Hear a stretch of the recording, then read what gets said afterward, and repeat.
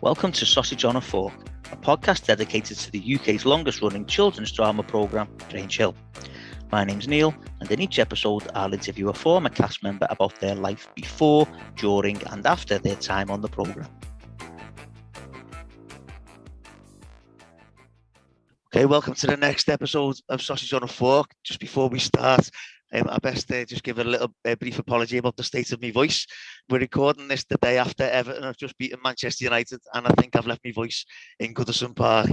So if I do sound a little bit different and a little bit hoarse, then that's why. I'm sorry to any Manchester United fans listening, but I had a cracking day yesterday.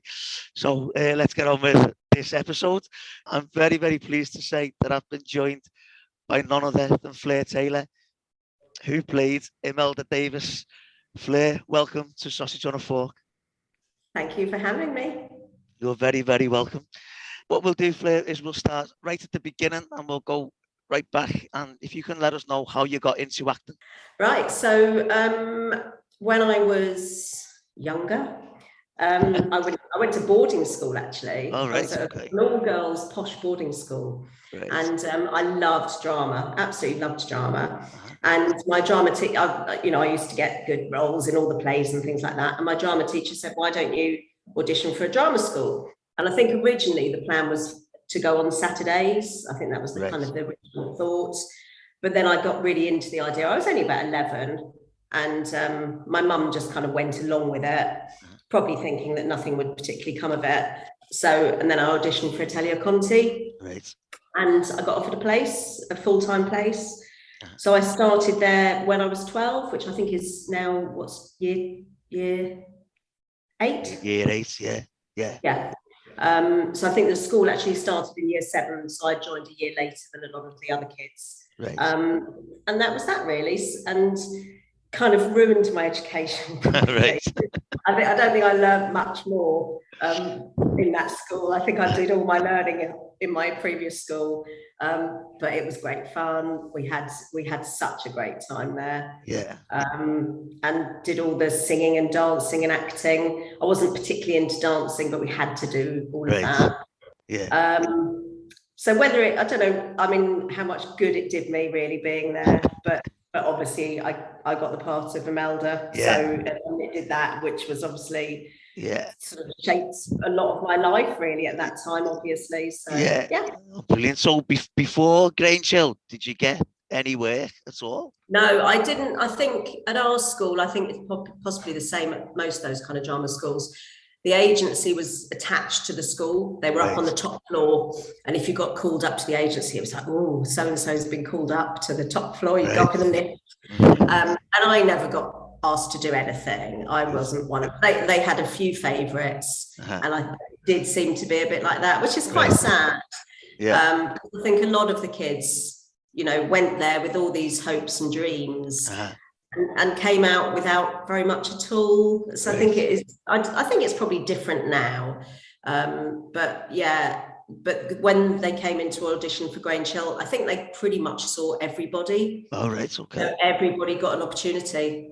So I think the first audition was probably at school, and we just all filed through and probably did a little reading. And then I think there were 2. I think the next 2 auditions were probably at Television Centre. My memory is terrible, but I remember a few of us from school got recalled and went off on the tube or whatever to, I think it was TV Centre in Wood Lane. Right. And when I got offered the part, it was quite amazing. But I'm jumping ahead now. We're talking about school days. Brilliant. Yeah.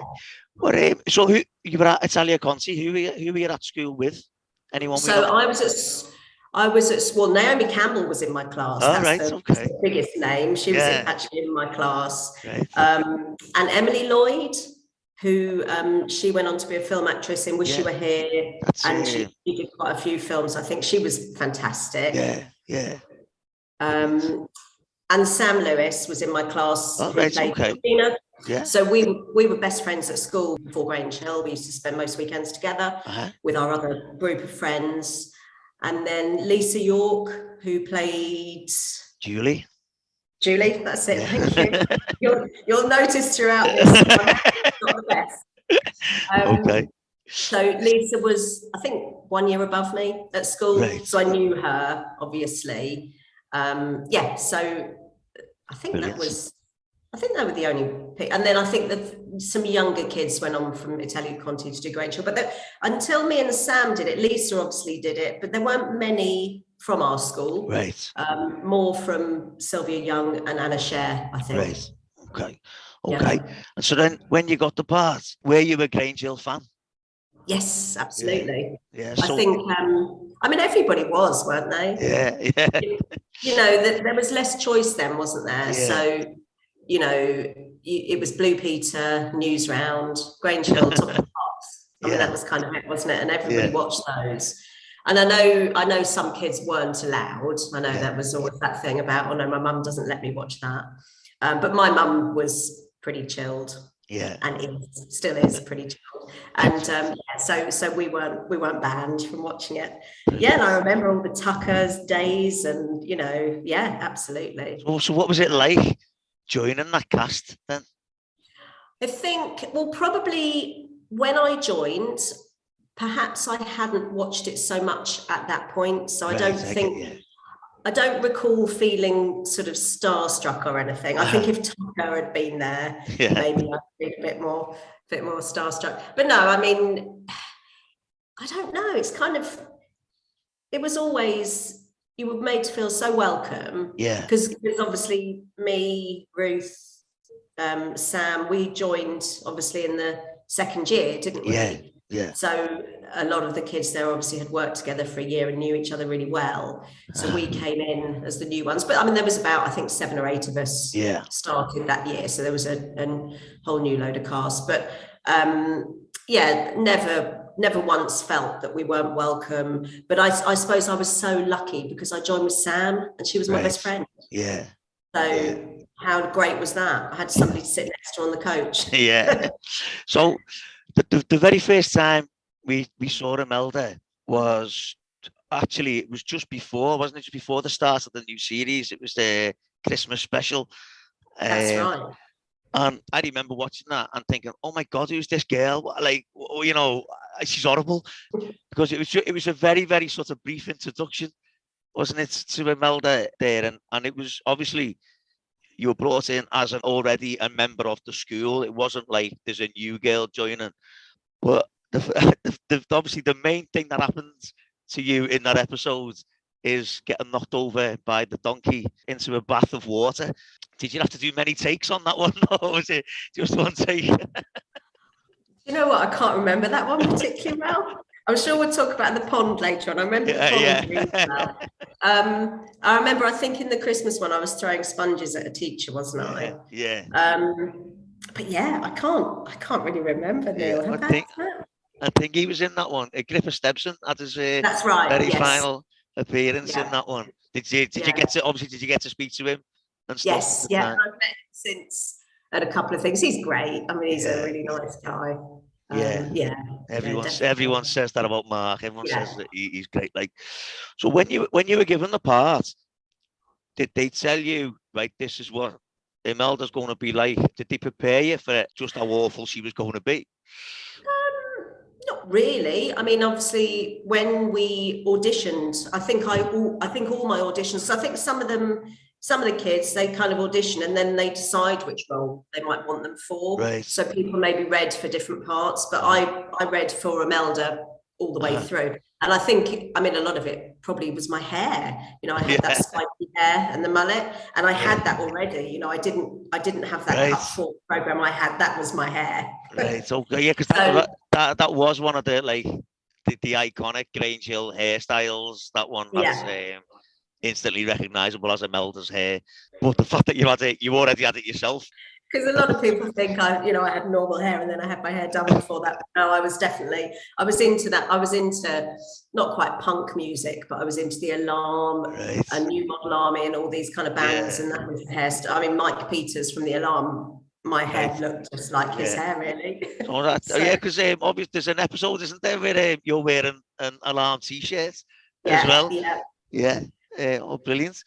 Okay, so then let's move to Series 9, which was out in 86, but obviously filmed in 85.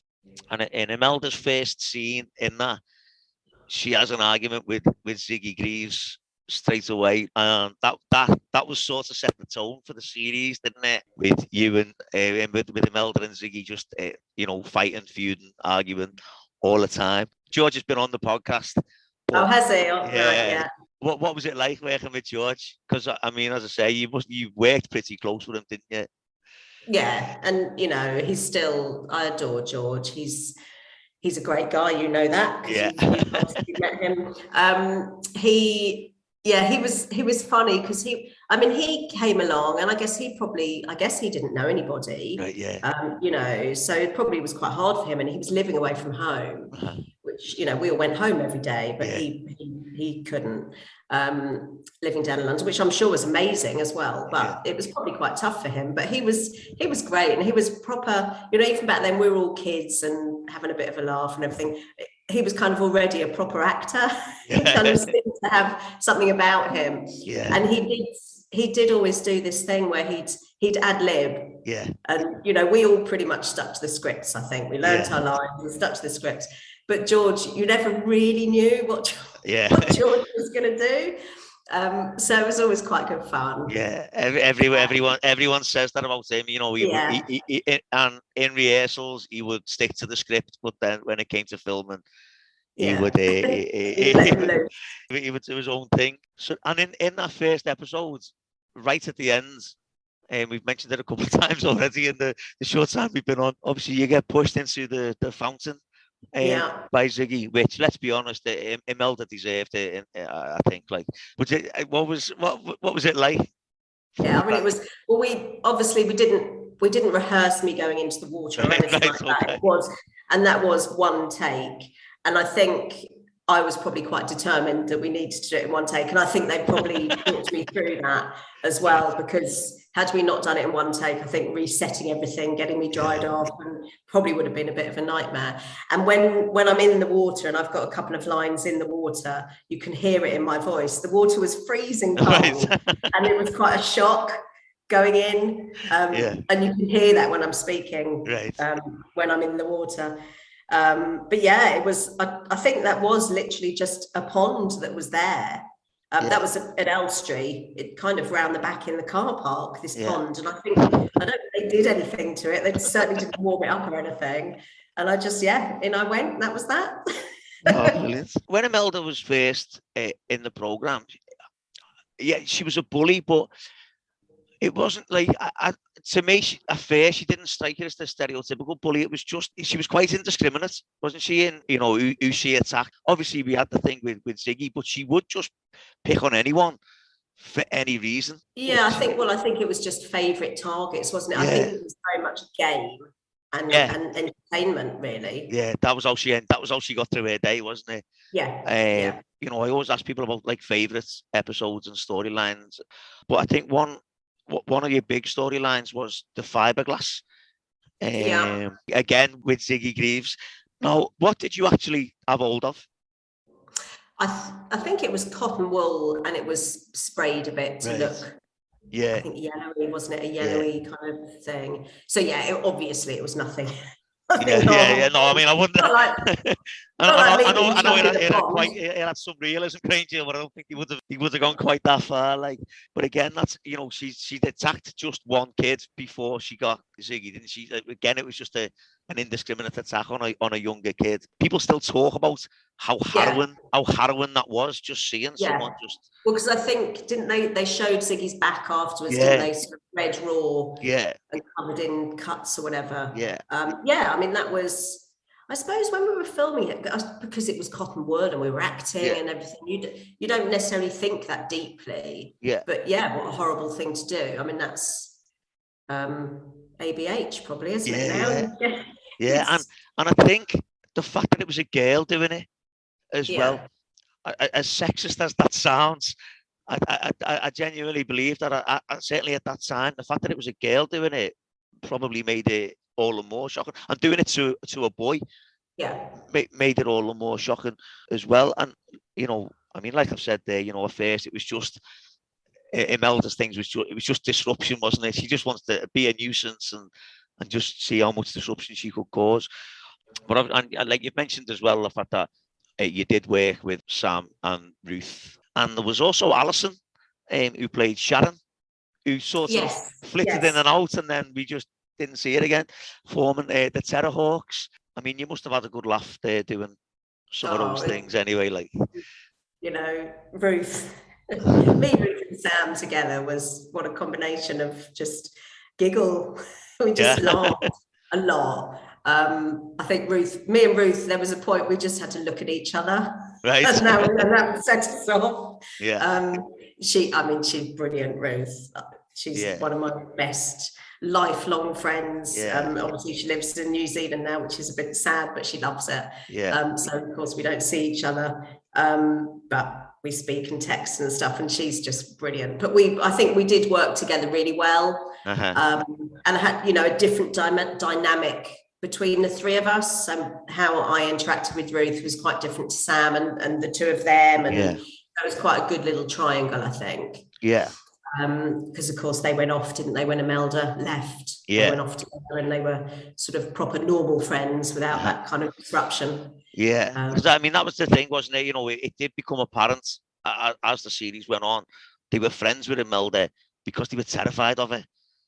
Weren't they? You know, the fact that Imelda didn't like any of them spending any time, you know, with anyone else. And then as the series moved on, I think Imelda became more of what we call, you know, a stereotypical bully, and she went after Gonch to get his money from Gonch's Toast Bar, and another famous Grange Hill storyline. And then, you know, there was still always that thing with Ziggy, and to be fair, Imelda always seemed to have the upper hand over Ziggy, certainly in the first, because everything he tried went wrong. That was it, wasn't it? The little comedy fails.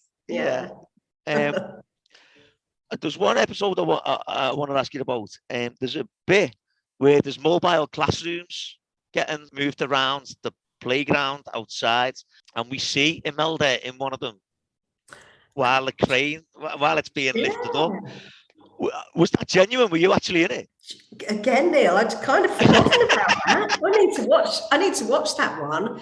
I was sitting in one of those things. Obviously, I wasn't high up though. Right. Yeah. And I'm quite scared of heights. So I think. Right. Okay.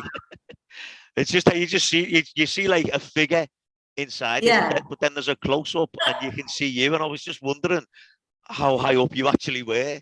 I don't think I was high, but I do remember sitting there with the controls. Now you talk about it. Yeah. Gosh, I'd completely forgotten that one. That's a little comedy one, isn't it? Yeah. What on earth is she doing now? Yeah.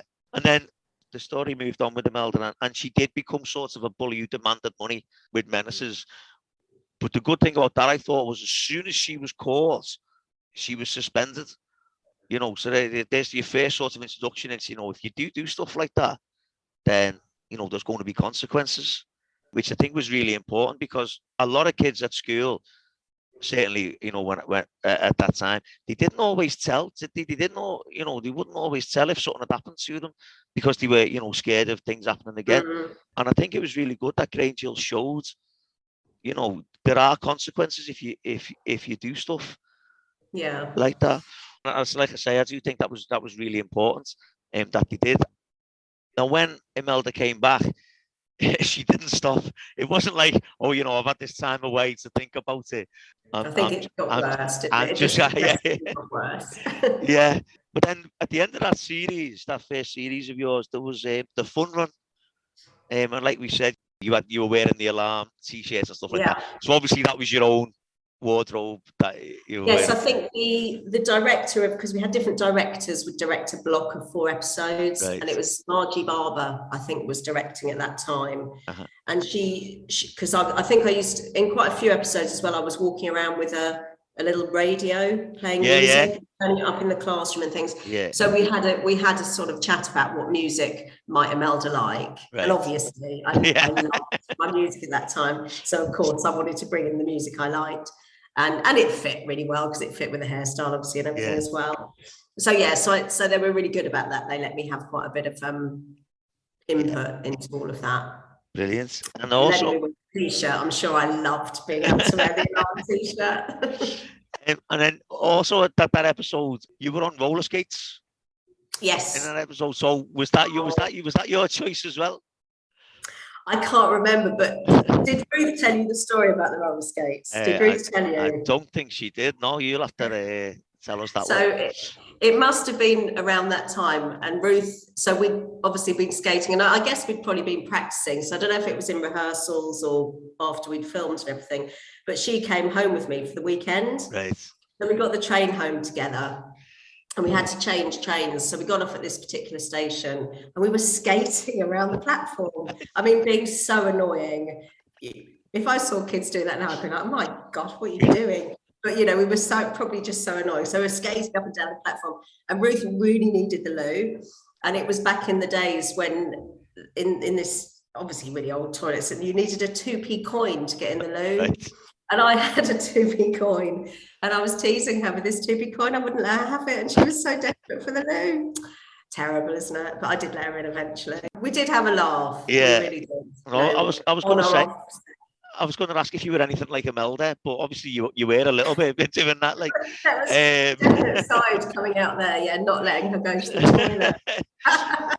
And then obviously in that episode as well, Ziggy and Robbie finally get their revenge on Imelda with the flower bombs. Yeah. Again, was that just the one take, or did they have to do that to you a few times as well? No, I think again we managed that in one take. I don't remember having to clean up and start again. But yeah, that was really good fun, that episode. Yeah. So and being outside as well, because we spent a lot of time in the studio, which was great, but it was always really good fun when you went off on location. It was good. Yeah, and a few people have said, the fact that it was all the cast as well, all in one place together as well. So how long would that episode have taken to film then? Oh gosh. Oh, you're asking me questions. I don't know. I think we used to do 4 episodes in maybe 6 weeks. Right. Okay. That sound about right. But they were filmed in a block, so we'd flit around a bit. Oh, right. Okay. And I guess all the studio stuff was done first, and then or vice versa. I think they split up the studio and the location stuff. So you were flitting around between different parts of different episodes. But from memory, I think because that was all at that track, wasn't it? I mean, I can't even remember where that track was. I can't remember where we went. It was a long time ago, like. Yeah, and we were looked after. We were ferried around and looked after. We were fed. We didn't have to think about things like that. We used to have to learn our lines and do. That was what we had to do, and then everything else was kind of done for us. So you didn't think too deeply. Well, I didn't. It's terrible, really, isn't it? I reckon we were probably only there for a day. I think we probably got that stuff, that location stuff done in a day. Right. But I might be wrong. I'm sure someone will let me know. Someone with a better memory than me. Okay, so then that's the end of the first series for you. But also around that time was the Just Say No campaign. And you were in the video quite a bit because you did quite a bit, some of the singing. Not just as with the massive ensemble, but you were in some like smaller groups. Yeah, I think so. I mean, that was a brilliant time. We were so lucky to get to do all that. I loved it because I loved music. It was go into a studio and get to do all of that. Yeah. It was fantastic, and it was such a big campaign. Obviously, I wasn't part of that storyline as such. But yeah, we recorded the video and recorded the song, released it, and it was amazing. And then we went on to do the album, didn't we? Yeah. To maybe not as successful as we hoped. But I did a solo on the album as well. I did Girls Just Want to Have Fun in the album, which again, it was just so cool to be able to go into a studio and record a song. Did you have any? Sorry, did you have any input on what you were going to sing, or did they say to you, "You're going to sing this"? No, they came to us with. Right. And I think probably they chose what was going to be on the album, and then we maybe did a quick audition to see who was going to do what. So it was good fun. And then we did, what was it, Smash Head? And then we went up to Liverpool, a few of us, and did a bit of a video for that. Had a couple of days up there, and then we did Girls Like to Do It. That was another one. Do you know this album, Neil? Do you listen to it? I've heard it. I'm not going to say I've got it, or you know, You don't play it. You don't play it every day. It's top 10 albums, like, but I have heard all the stuff. Every song used to be on YouTube, Right. but I don't think they are anymore. I know Ricky's I Don't Like Mondays is on there. Right. Okay. Yes. But I'm not sure. I don't think the rest of them are on there anymore. Smash Head is as well, and Just Say No. But I don't think any of the others have survived. So if there's anyone listening who can get them on YouTube, so we can we can listen to Fleur. Reminisce, have a bit of a laugh. It was good. We can hear Flair's Cyndi Lauper. That'd be that'd be great. Okay, so just on the Just Say No campaign, I know there was a little bit of division or dissension amongst the ranks when the should we say that the squad for the America trip was chosen. Did you know anything about that, and some people weren't happy? Or no, I mean, I think obviously Lee had to go, obviously, and his peers and that were in his year in Grange Hill, and then I think they did choose a couple of the younger ones. I can't remember now. I know Joanne Kenny went. Yeah, Joanne Kenny. I can't really remember who else Joanne went. Kenny and Ricky went. Right. And I think so maybe they just chose, possibly, kind of nice. I mean, Ricky and Joanne were two of the main singers on the record as well. Right. So I'm guessing that's probably why they went. But like you say, they probably did need a bit of a mix of some of the age groups and your main sort of characters and actors. But I mean, were you bothered at all? Like you never got chosen? Like, I don't remember being bothered at all. I probably wouldn't have wanted to go away without my mum. So I probably didn't really want to go. Yeah, right. Okay. Cool. Okay, so then that's the end of your first series. Did you expect to go back for the next series? Was that? Well, it was. I mean, I was a bit silly. After that first series, I think you just kind of got called in to see the producer and did you want to come back? I can't remember quite now how they did it or whether they wrote to you and offered you another contract. And I decided after that first series, really stupidly, because it was going so well and it was so great, but I was coming up to doing my GCSEs, right. And not that I was ever going to do that well with, going to a drama school. And I kind of also felt that Imelda was such a strong character and I wanted to be an actress at that age. That's what I wanted my career to be. And I thought, am I going to get just typecast in this role? So I did say I didn't want to do another series. So silly looking back. And then they kind of said, well, how about, we do half. Yeah. And I can't remember if they told me what the storyline was going to be. I can't remember now. They possibly did. And I thought that was a good compromise. So I agreed to do half. Yeah. But yeah, looking back, I mean, this is where, my mum, like I said earlier, my mum's really, really relaxed, brilliant mum, always has been and still is, so amazing. Yeah. And I think if it was one of my kids now, I'd have probably sat them down and said, right, come on, let's talk this through. Let's think about this. But she let me make my own decisions. I think I was a very strong-willed kid. So she'd probably learned to let me make my own right, okay. So yeah, kind of in a way regret that I could have, stayed on with Sam and Ruth and what would have happened? What would have become of Imelda? Would she have come good as she grew up? Would she have grown out of, or would she have just got worse and got expelled anyway? So yeah, a little bit sad that I didn't stay on, and I think I was a bit stupid doing what I did, but hey ho, you take your path, don't you? And that's it. That's it. I mean, you've said there, like, obviously they said about doing half a series, so then that series 10, Imelda came back on with a vengeance, didn't she? There, I mean, she was it was awful. I mean, I'm surprised she lasted as long as she did, to be honest, because obviously I make notes for stuff like this. So when you start writing down the things that she did in that second series in that short space of time, it's It's amazing. It's unreal, because obviously on the first day she already had a hit list of who she wanted. That's like she'd had her 6 weeks holiday to prepare who she was going to go after. She went after the poor Hollow. He was pretty defenseless, wasn't he? Like, and then she was after Hollow and Vince Savage. Yeah, but then the strange allegiance with Trevor Cleaver. Right. Yes. And they were both horrible kids at that time, weren't they? Like. Was there anyone that you really enjoyed working with? I know you've mentioned the likes of Sam and Ruth and stuff, but was there anyone else? Yeah, I think the scenes that I did with Aaron Bell. Right, yeah. Mr. Scott. Yeah. Calling him Selena. Yeah. I think that was a good dynamic. Uh-huh. And I mean, God, going after a teacher was a whole nother level, really, wasn't it? Yeah. So I think I really enjoyed those scenes. And I think they started to become a little bit grittier. Yeah. Imelda was starting to lose it a little bit, wasn't she? And going a little bit loopy. And that was quite good to do. Yeah. So I think all those classroom scenes.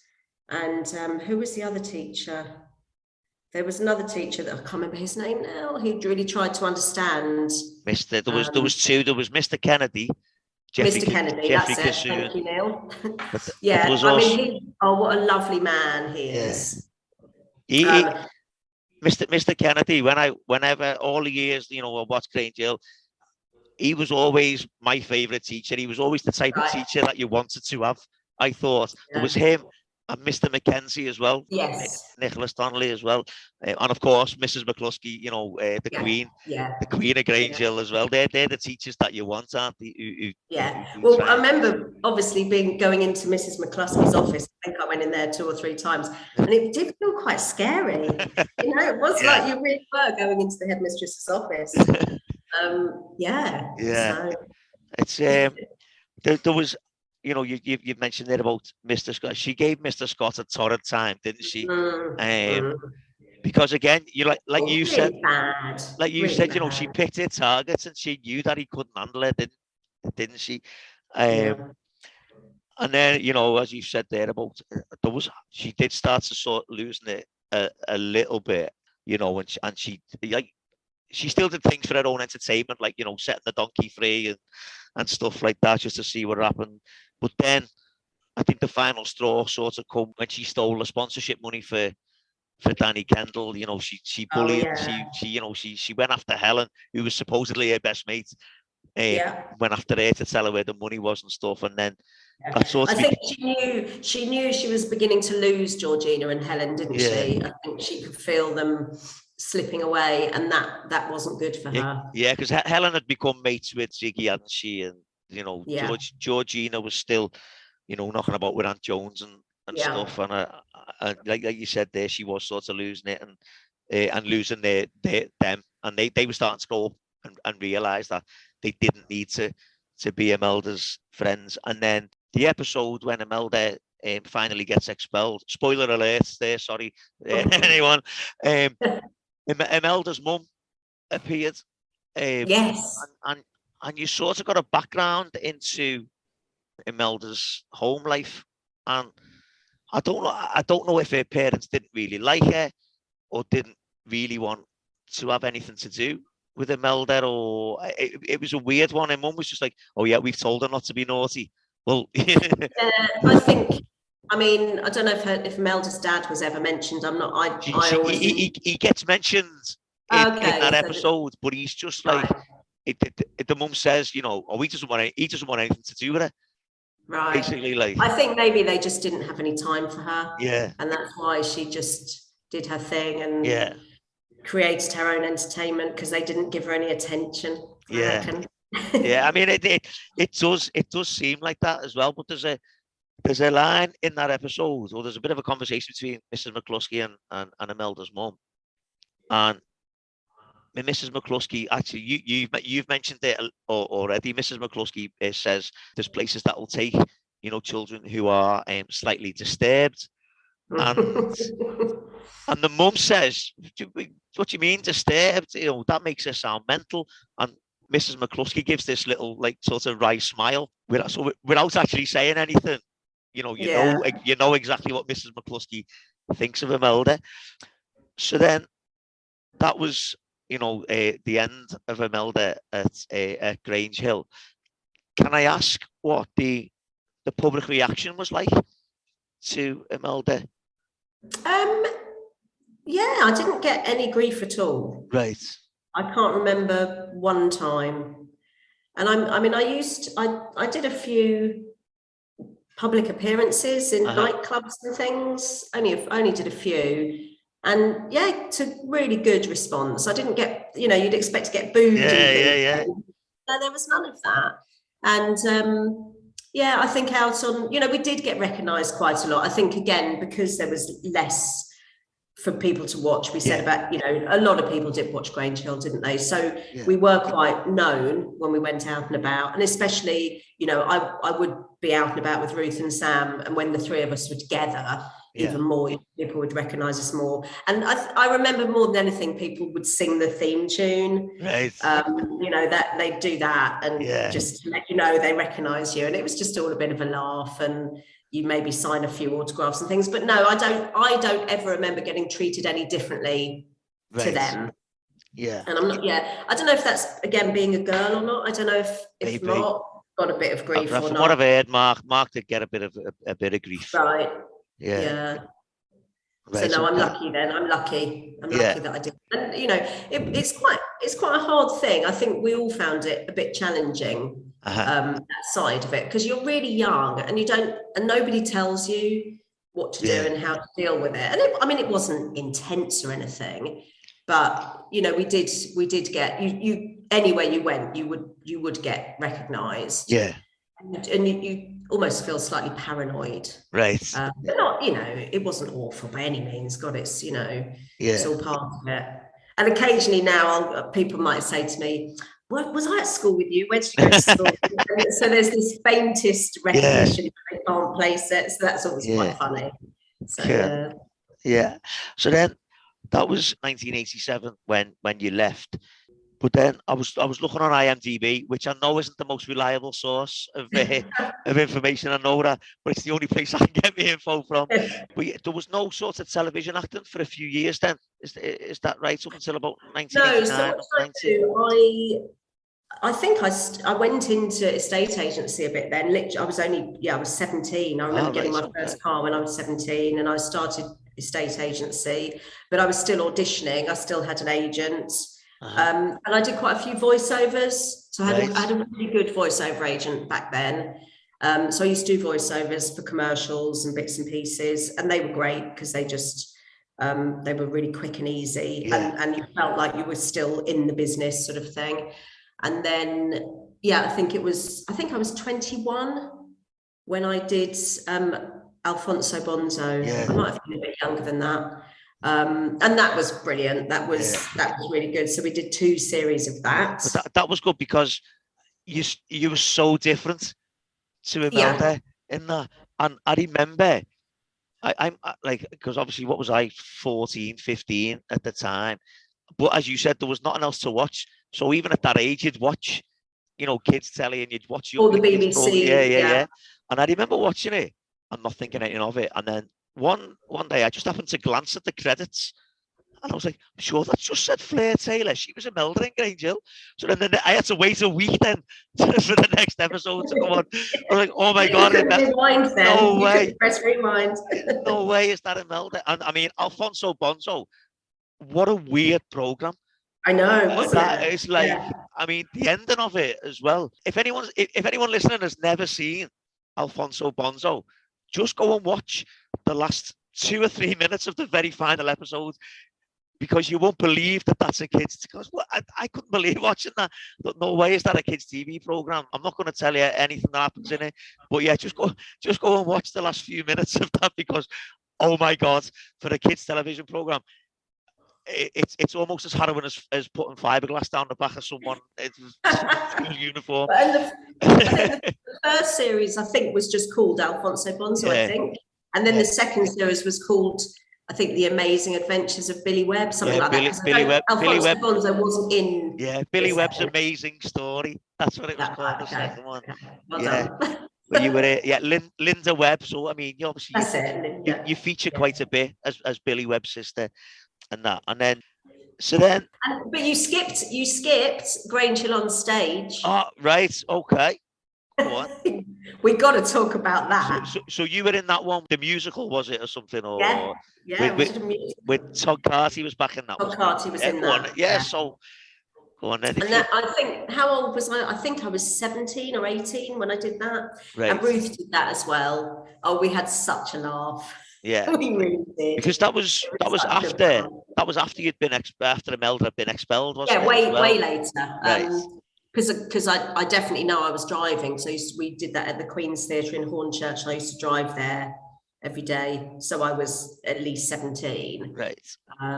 So I think we did a 6-week run of that.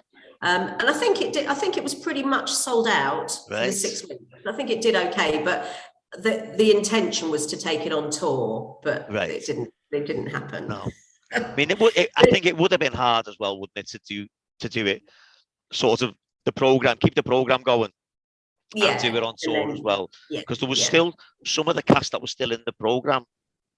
I think Ruth probably was. Yeah, Ruth probably was. Yeah, I remember now. So that was actually when I was doing Alfonso Bonzo, because I was kind of juggling the two. Right. So I must have been a little bit older, I think. Yeah. Right. But yeah, that was good fun. It was good fun. But I think I seem to remember there was some kind of story that we were rehearsing, and while we were rehearsing, Phil Redmond was faxing through some of the script. Right. So I think it was such a last minute kind of thing. I don't think it was prepared. Right. I mean, which is strange, because the cast was quite big, wasn't it? For the characters in Grange Hill, it must have been about 15 or 16. Yeah, I think it was. Yeah, and you know, I'd never acted on stage before. Right. It's a completely different thing, you know, with projecting and your presence on a big stage. It's very different. Yeah. So it was really good fun. Yeah. And I can't really remember what the reviews were like now. I'm not sure. Were you the same Imelda? Yes. Right. Yeah. But I think it was funnier. It was more kind of comedy, rather than actually being nasty. Right. So, yeah. Brilliant. Okay. We've said it was a musical. Did you get to do much? Did you do much singing in that one, or? Oh, what did I've got a feeling me and Ruth did. I'm not sure we did anything on our own. I remember we sang in the finale. That might have been about it. Right. Because they did. You remember? I don't know if you remember. Alison Bettles did "School Love." Yeah.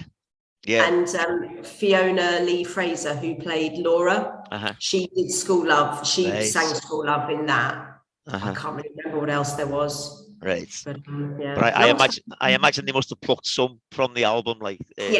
Right. Okay. So then, obviously, you've said you've started your estate agency and you're continuing to act. Is it true you were in the Young Americans? Yeah, tiny little part in that. But it was literally, I didn't even speak. Right. I mean, that's got a huge cast. Like that's got like some massive names in that. Did you get to work with any? Were you in any? No, I spent I think an afternoon there. Right. Had my own trailer, which felt really good. Right. Okay.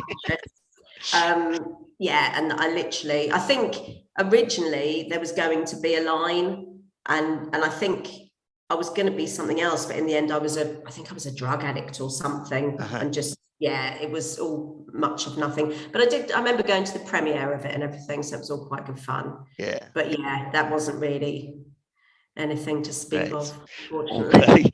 Okay. So that was 1990. Well, it was out in 1993, so I imagine it was 1992 roundabout.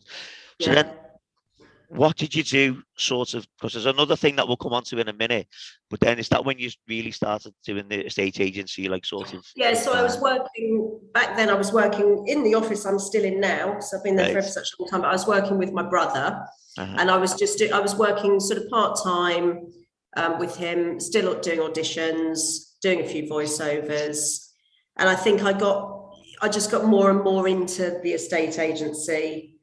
And being in the world of property, I wanted to buy a flat. Right. I wanted to, do those kind of things. So I wanted a more regular income. And I think, it does get quite disheartening when you go into auditions and not getting anything. And I think I used to love doing the voiceovers, because your agent would give you a call and say, you need to be in central London at 2:00 tomorrow, and you just go, you do the job, you get paid, and you come home again. And they were so good. But the auditions, you'd get an audition, you'd have to take the day off work, you'd have to think about what you were going to wear, you'd have to think about your hair, and it was all about your appearance. And you might turn up and everybody else in the room has got dark hair, or everybody else in the room is a foot taller than you, and you know that you're not right for that part, when you walk in. And it did used to get quite disheartening. So eventually for me that just started to get, do I really want to be doing this anymore, or do I want to throw myself into something else? And making that decision to stop it was really hard for me. I can imagine. Think, right, that's it, because it had probably been a dream for maybe 10 years or more, since I was probably 11. This dream of what you want to do, and then realizing it to a point, doing something like Grange Hill and the other bits and pieces that I did, having a taste of it. You kind of, and there's nothing better, I'm sure everybody will tell you, when you get offered a part, the buzz that you get is just incredible. But there was one thing that's listed on your IMDb called Tom and Vicky. That was amazing. I'm going to say, right, but that cast is brilliant as well. Honestly, you tell us what Tom and Vicky is, because I'd never heard of it until the other day, and I was like, oh my god. It was Did you watch it? Have you seen it? Did you find it? I couldn't tell that was you talking. Right. By the way, there's no way I would ever have put you down as being the voice of Vicky in that. Not a chance. So it was fantastic, and that, I think we probably took 4 weeks or so. We did 2 seasons of it, and quite a few episodes in each season. So we had there was myself and Tim Whitnell, who he played Tom, and he's the voice of the Teletubby narrator. Did you know that? Yeah. So he's the one that says, how does the Teletubbies go? Gosh, I can't think now, but he does all the narration. He's not one of the Teletubbies. He does the narration of it, and he's amazing. I mean, he's such a talented man. I really enjoyed working with him. He kind of taught me a lot, and he was just lovely chap. Musician and singer, and all kinds of strings to his bow. But and actually on the radio show that I do with my son, I got Tim to record little links for us, which was so kind of him. So he's on. So I hear him every other Sunday on the radio show, which is lovely. But and then Rick Mail was the frog, or the frogs. I think he played 2 frogs. And then Richard Attenborough was the this is just. I like when I saw that cast, because there's only the 4 of you. And when I saw that cast, I was like, oh my god, that's unreal. And me in amongst it. And it was just fantastic. But sadly, I didn't work with Rick Mail. He obviously came in and did his stuff on different days, and we didn't ever get together or anything. But we did. Me and Tim worked with Richard Attenborough, and oh gosh, it was just, what a man! What a man. He donated his fee to RADA. He didn't. Oh, wow. I mean, how great is that? But he was so respectful of us too. He was just so kind, and so I remember him saying, oh, you're wonderful, you two darlings, you're just wonderful, and he was just so lovely. And we all went out for lunch afterwards. But I'd have loved to have met Rick. It's such a shame, because gosh, what a guy he is. Loved the young ones when I was younger and everything. I mean, just amazing, isn't it? Well, when Gwyneth Powell was on a few weeks ago, and she was in Man Down with Rick Mail, and she just said what an amazing fella he was, and he was nothing like you would have expected him to be. Well, she said, and she just said it was just, you know, as you said there, you know, just such a shame. Yeah. What's happened there? Like, Yeah. what with Richard Attenborough, were you properly in awe of him? Because I know I would have been like.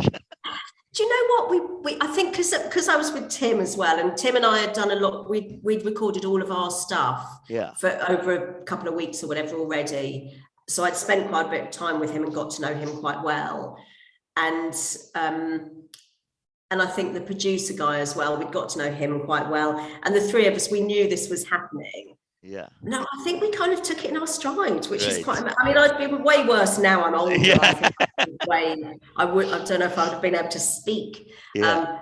But no, I think it was all good. And it was just, it's just a surreal thing, isn't it? Sitting in a studio with him literally right next to you. Yeah, that's it. Because like when I watched it the other day, and I thought, yeah, that's definitely Richard Attenborough. But there was no way like I've said, there's no way I would have put your voice down as being you there. Like, so no, that's cool. Again, that was that was one that just got away, because we did the first series, and then we got to do another series, and I think they were really hoping it was going to be quite a big deal. They were sort of pitching it as being a Postman Pat type of thing, and they thought it was going to be quite big, but unfortunately it just didn't seem to quite take off, which is shame, but what do you do? Yeah. So then obviously, you've carried on with the estate agency and stuff. And then in 2005, you were approached by Justin Lee Collins. Oh, gosh. Well, yeah. So what happened, I think after the event, I spoke to Alison Bettles and maybe Lee MacDonald, and they'd had phone calls. Right. They'd actually had phone calls and warnings. So they knew what was going on to a point. I don't think they knew entirely. They knew something was going on and they were prepared. But I was working in the estate agents, and they booked a viewing with me. Right. Okay. But as though it was a normal viewer. Yeah. Somebody coming to view a property. And I can't remember how now, but we, in the office, we thought it was a bit suspicious, not anything to do with obviously television or anything. Yeah.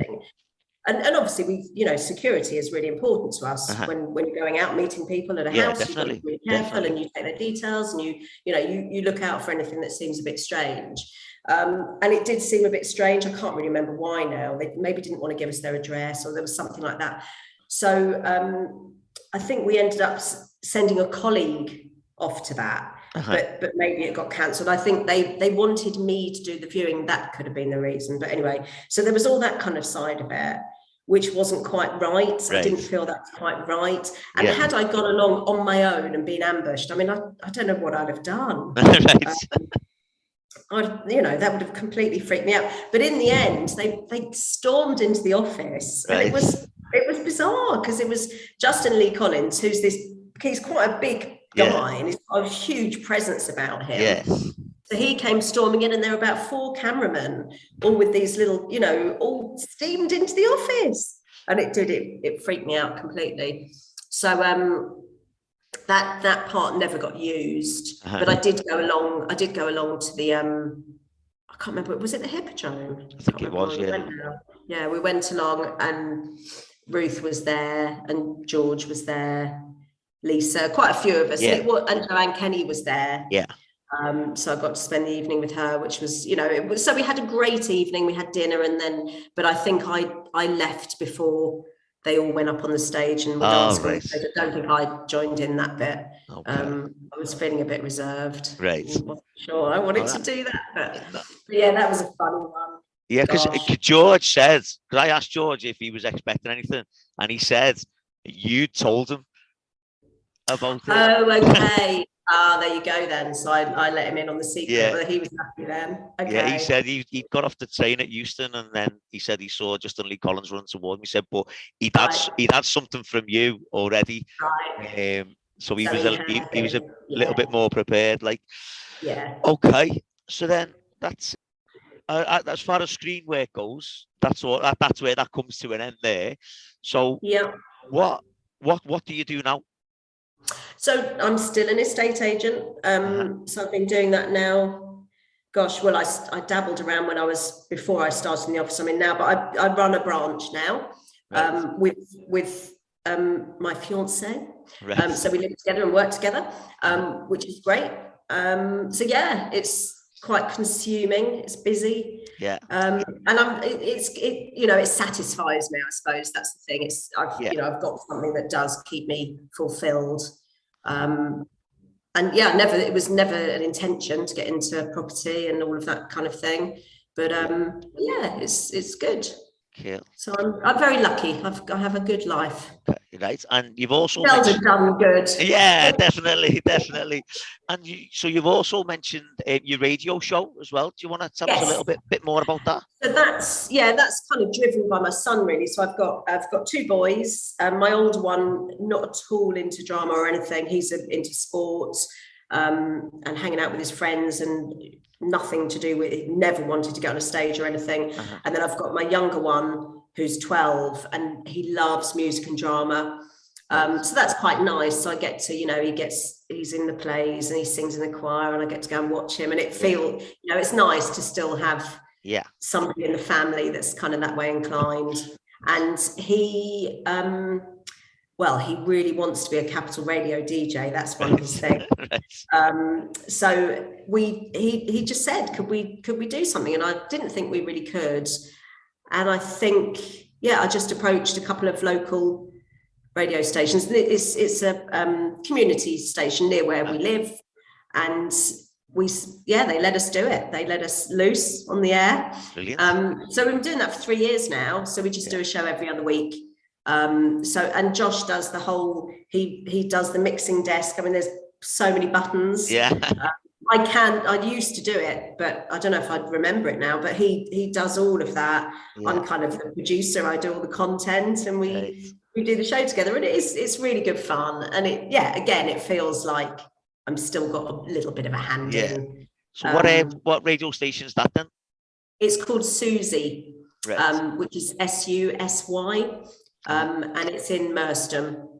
So you can listen to it on a smart speaker. Brilliant. So it's good fun. It is good fun. We have a laugh. We just do some silly stuff, and we have a bit of a laugh. I mean, it must be great as well, as you said, seeing him in the plays and stuff. But it must be great just seeing the fact that your son is doing, this radio station at the age of 12, and the fact that you're there to watch him as well.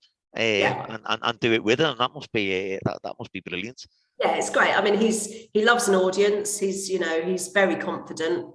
So at first, I used to be really nervous doing it at first, and before we actually went live, and because we had to learn for a few months, because there's quite a lot to learn, and I was quite anxious about the whole thing for quite some time, a few sleepless nights and things. But now it's just, and he's never been like that. He's just totally cool. But it's good. It's funny, and it's funny, when he was 9 doing it, and thinking, I never really knew what he was going to say. So what sorts of things do you do on the radio station then? We do a quiz every week, so I'll quiz him, right? And that's always quite amusing. And then we do real or rubbish stories that it's a story, and you have to tell, is it true or is it false? Right, okay. And we do Would You Rather. That's really funny. So Would You Rather, all those kind of things. We just have a bit of a laugh together. Brilliant. It's good fun. It's good fun. That sounds great. And play lots of music, of course. And he loves music too. So we get to play loads. The music's all programmed in for us, but the guy that runs it, puts in sort of age appropriate kind of pop stuff for Josh, so that it's stuff he knows and everything. So it's lovely to sit and listen to music for a couple of hours as well. So you don't get any say in what goes on. So there's no way. Not really.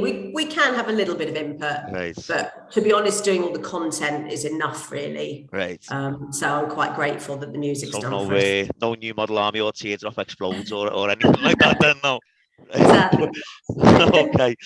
All right, you've mentioned a couple of people, but are you still in touch with anyone, any of the cast I'm in touch. I'm in touch with George. Facebook's an amazing thing. Yeah. So we've got, lots of us are on there, and that's lovely because you do still get to see everybody. So George, Ruth, Lisa York. Right.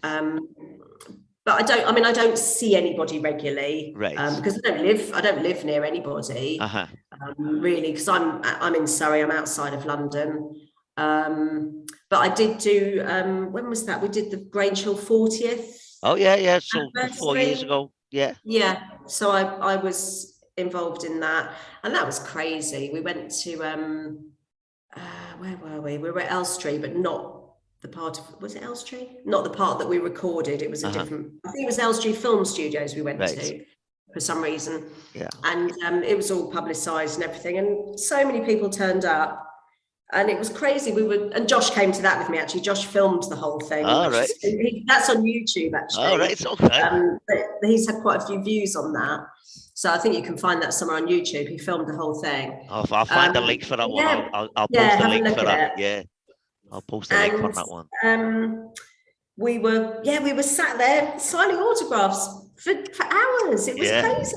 All these people still remember Grange Hill, and there's quite a group of hardcore fans, which is amazing. Yeah. And I actually met some lovely people. It was really good fun. Brilliant. Yeah, there's been talk just recently of a Grange Hill movie, and it's in the pipeline, it's being written and all that. Do you think we'll see the return of Imelda Davis? I haven't been asked to do it. But if you were asked, yeah, of course I'd do it. Definitely. Oh, brilliant. Yeah, I mean, I've not heard anything, so I don't think. I think all I've heard is Lee might be doing it. Right. Lee McDonald. But I don't know anymore. I mean, I do think you mentioned it earlier. It'd be an interesting arc to see how Imelda, got on with their life. There's a few that like yourself and Gripper Stepson and people like that, just to see how they sort of moved on with the life. I just think it could be, if they were to do that, I don't know how appealing it'd be to the younger generation. That's the only thing, isn't it? So, but yeah, it would be interesting just to see those types of things. Yeah, okay. So I've just got a few more questions left for you, Fleur, and they're all to do with Grange Hill. Okay. So, other than Imelda Davis, who was your favourite character in Grange Hill? What, of all time? All time, any era. Oh gosh, that's a tricky one. Who would that be? Probably be Ziggy, wouldn't it? Yeah. Probably be Ziggy. Yeah, brilliant. And if you couldn't have played Imelda Davis, which other character would you have liked to have played? Now, this could be teacher or pupil, and sort of any era, any time. I just wouldn't have wanted to play anybody else. Yeah, right. Right. So I don't know. I'd have turned it down if I was. That's it. Oh, you're too good for anyone else. Is that what you're telling me there? Playing the baddie is just the best thing. Yeah, it's not just because you were a prima donna making demands. No, it's not because of that. No, that's not me. That's not me. Yeah, I mean, you've just said there, playing a baddie must have been tremendous. To be honest, yes, though, definitely. Excellent, especially when I'm guessing you were nothing like Imelda anyway, really. Brilliant. Okay, so then the final question, it's the last question I ask everyone. Why do you think there's still such affection for Grange Hill? Why do you think we're still talking about it? Because everybody goes to school, don't they? Everybody understands it. Everybody knows somebody a bit like each of those characters. Yeah. Or if they don't know them, they wish they did know them. Yeah. So relatable, isn't it? Yeah. And I think it was groundbreaking. Definitely. Wasn't it? Yeah. I mean, you were on it when he won the BAFTA. Right. As well. Yeah. So it must have been, it was really, really groundbreaking. And the thing I always say about it is that, it had all these groundbreaking storylines, and it dealt with a lot of real issues. But there was also things that just seemed a little bit far-fetched, so it always had that comedy edge to it. as well, Yes. didn't it? Especially when you're throwing in characters like, you know, Ziggy and Roland and, you know, people like that. And Gonch, you're always going to have that comedy element. Yeah. Fleur, thank you so much for coming on. It's been really nice and really good listening to your stories. It's been tremendous. Thank you for inviting me. No, not at all, not at all. So yeah, so once again, thanks for coming on. And for anyone who's listening, I'll speak to you next time. Cheers. Thanks. Bye-bye. Bye.